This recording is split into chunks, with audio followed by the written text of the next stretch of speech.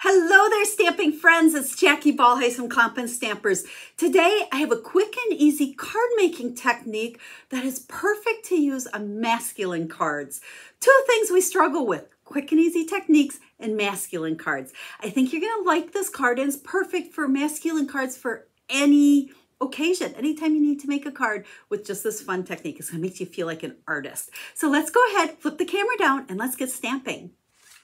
So this is going to be a really easy technique that you're going to be able to do with a lot of different stamps that will give you the watercolor look.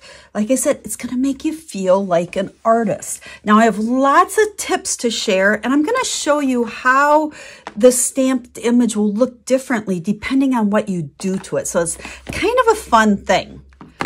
Now the stamp I have is in the Forever Forest stamp set, and it's this one right here with the 3 trees on it. Now this is in the mini catalog, and a lot of people think it's just a Christmas stamp set. I don't think it's really Christmassy at all. You could use it year round, especially for masculine cards. And it doesn't have a greeting, so you can add whatever greeting you want. We're going to use the So Sincere for some greetings on ours. Now, it's a technique, but I want to show you how we kind of progress to it. So typically, if you would take this stamp and just stamp it on a piece of cardstock, that's what you're going to get. Now that looks really nice. There's nothing wrong with it. It's a great image. We could add whatever we want on there. Actually, I have a couple of cards here. You can see this one I just stamped on a note card, and then this one I used the smaller tree. So just some quick and easy note cards. Now we're going to flip this over because I want to show you how you can kind of step up this image a little bit, and then we're going to have the really fun with the watercolor. Now I inked it up with shaded spruce, and then I'm going to take my Early Espresso marker. Now to do this, you're going to want to make sure that this is a Stampin' Right marker, a water-based marker. Do not use your blends for this because blends don't work. And what I'm going to do, it's all covered with shaded spruce, but I'm going to come in. When I looked at this, I thought, ooh, I kind of would like some brown on that trunk instead of all green. So I'm actually putting my brown right over it. And then you can kind of scribble on some scrap paper a little bit as you're doing this because your marker picks up that green, but it comes right off.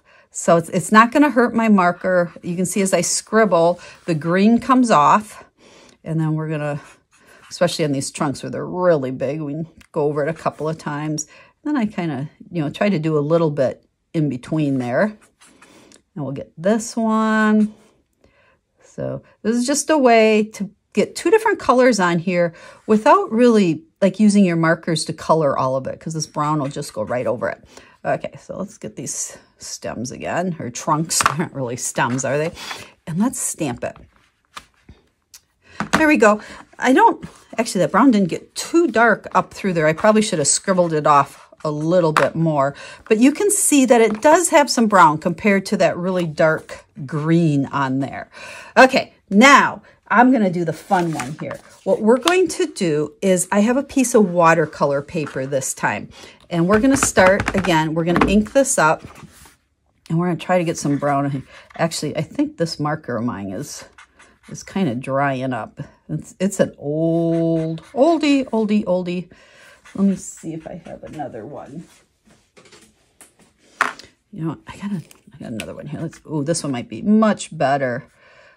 Gosh, I need to replace some of my markers. I use them, it seems like I kind of go in streaks, and I use them and then I don't use them for a while, and it's like, oh, that one's old. Okay, this one, I can tell this one's gonna be much, much better. Get a little brown going up there.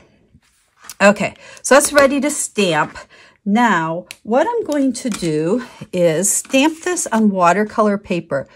Now, watercolor paper has some texture to it, so you want to give it some good pressure. Let it sit there for a little bit. Actually, I should have done this first, so I leave it sit there. I have my water painter. Now, this is a paintbrush. It opens up. We got water in there. I'm going to show you a tip for filling these when I'm done, because since I kind of jumped ahead here. And it says push right here. So if I push and squeeze this, it gets the water flowing.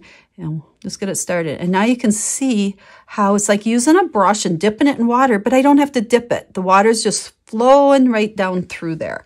So what I'm going to do is take my stamped image now, and we're going to just kind of paint over it here with my water. And because that ink takes a while to dry and it's a water-based ink, it's just literally smearing the ink that I stamped with. So easy peasy. This works really good with any of these definitely, well, not definitely decorative. What do they call these? Oh gosh, my mind just went blank. You know, the stamps that are detailed, but they're not super solid. Okay, and then because just did a lot of green, I'm going to squeeze out some water, clean off that brush. Okay, and then come down here, and now you're going to see my brown showing up a little bit better there. Okay, get water going. And you want to work, I want to say rapidly, but not super fast. This ink will smear for a while. Eventually, it dries really good, and it won't do this. I actually found even that different colors tend to react to the water a little bit more and smear a little bit more to give you that watercolor. So you can see how we're just filling in our whole tree here. So I'm not like trying to stay exactly on the lines, just kind of dabbing it. Because like I said, it's that watercolor look we're going for. And look at the difference. I mean, you can see how it even just brightens the color of the ink. So let's get this one. Now these water painters, they come in a set of 4. So there's, I smeared a little bit there. I think this is the medium sized one. There's a real heavy one that's great for a watercolor wash, and then one that's more fine detailed. And I don't want it real solid because I want, you want to be able to kind of see through the trees, but you can see how that just gave me that nice watercolor look. Okay, we're going to clean our brush, get that green off, and then I'm going to grab some blue. Okay, I have balmy blue, and I'm just going to take a clear block and pick up some of that blue right on my block. This will wipe off, and then squeeze this, let some water dab on there. You can see it's pretty wet because I want this super watered down and light, even a little bit more water. And then because with watercolor, it seems like, you always kind of want your background colored a little bit. So we're just going to smear some of this blue. Now you want to be careful to not get too close to the tree because it'll pick it up. It's kind of, if it gets too dark, you can just add more water and kind of wipe it off and dab it. Like I say, this is messy watercolor, but I think it gives you that watercolor look like an artist, even though I am not artistic whatsoever. Kind of dab in there. And you can see how it just kind of puts that color on the back there. Can you see that? I'm going to put a little bit more.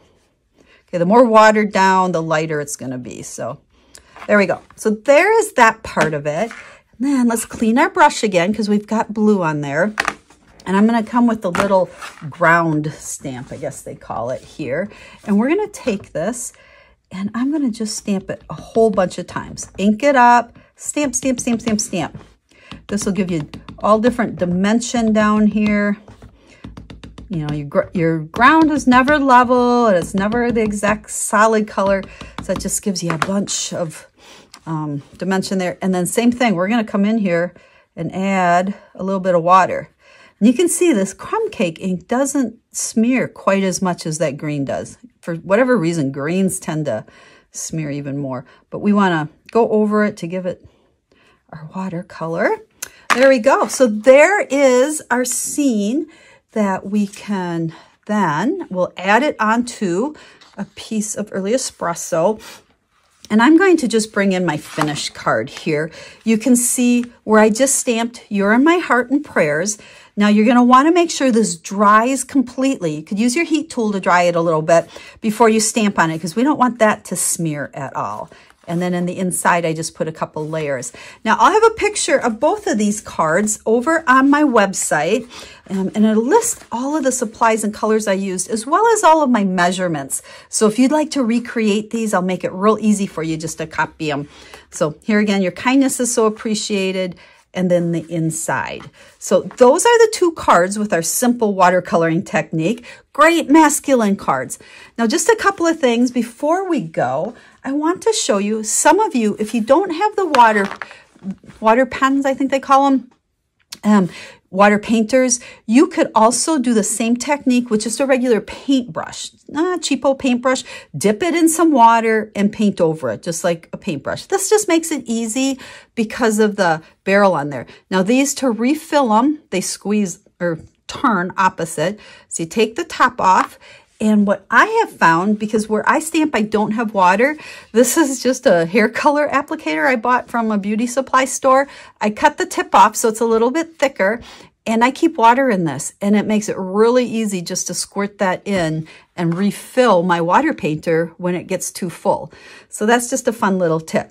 Now, the other thing that you can do is if you have a Wink of Stella, we're going to go over this one since we're not using it on the card. Wink of Stella it's a liquid. We got to shake it up, and it's kind of sparkly. And again, it works just like that water painter. We're going to squeeze it until it starts coming out.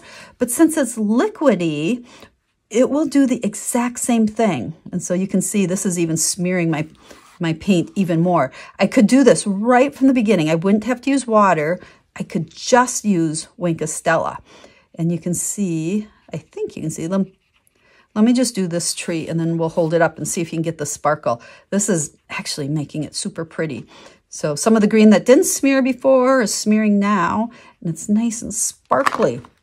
Can you see the sparkle on there? I know it's wet, so you're seeing wet too. But that's just another way to use your Wink of Stella, is to do a watercolor. Same thing, squeeze it a little bit if you get a lot of that green color on there, because if we use this in another color, we wouldn't want the green to come off. So that will work as well as your water painter or just a paintbrush. So I hope you've enjoyed this simple technique. I hope you try it. Grab some of your stamps that are more on the bold side, but not super solid, so that there's room for you to smear that around, and you're going to look like you were an artist and that you watercolored this, even though the stamp really did all of the work for you. So make sure you check out the blog post for all the details, products I use, colors, and all the measurements. And then if you'd like to place an order for any of the stamps I used or any other product, you can do that as well. And I just appreciate you and thank those of you that are my customers who order from me. You're the reason I do this all the time, and I can come and give you free videos all the time. So thank you very much. So for now, I'm going to say goodbye, and until I stamp with you again, have a stamp happy day.